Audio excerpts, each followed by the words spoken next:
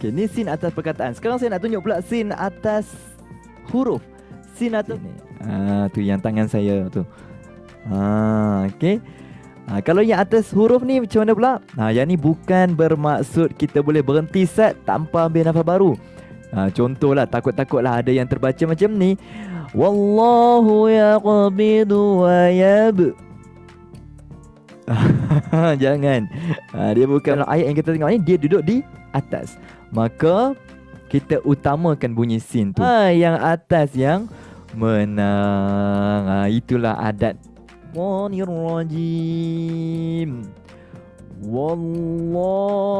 Wallahu yaqbidu wa yabsutu wa ilayhi turja'un. Ustaz Muhammad, kenapa tak ganti terus sin tu dengan sod? Kenapa wa yabsutu tu dah bunyi sin, kenapa ada juga fa? Sebab ada lorat lain sebut fa. Cerita mudah dia macam tu. Okey, clear?